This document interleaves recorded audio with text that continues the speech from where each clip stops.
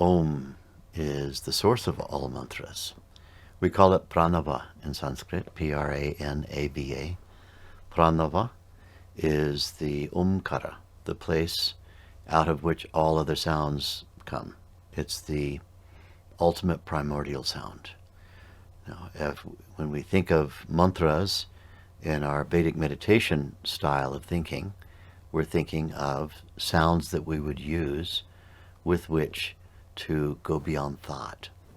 And Om doesn't lend itself to that kind of use in Vedic meditation. For one thing, it turns into something else if it's repeated over and over again, like Om, Om, Om. It sounds like you're calling for your mother. So it doesn't have that trailing end on it that we would prefer to have. But there's something else very important to consider, that it shouldn't be used by people who have regular, what we call householder aspirations. That means someone who has property, or someone who wants to be in business or successfully engaging in civilization building, who wants to have partners, maybe you want to have children, maybe you want to have a home and like that.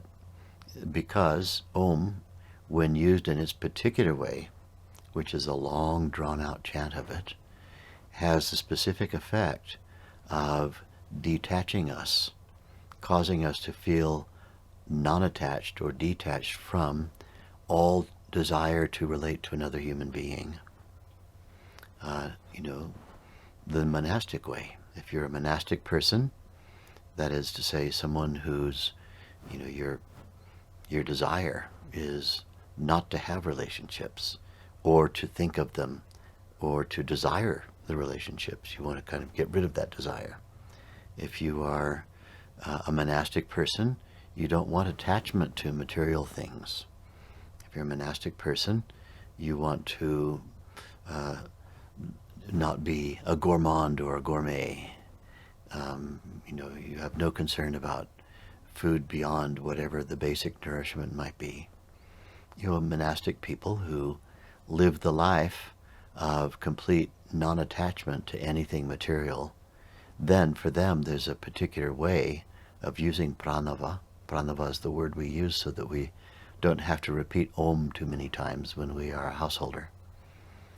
The particular way of using pranava, Om, that gives it that impact of reinforcing the monastic way of thinking, experiencing, living, the monastic preferences.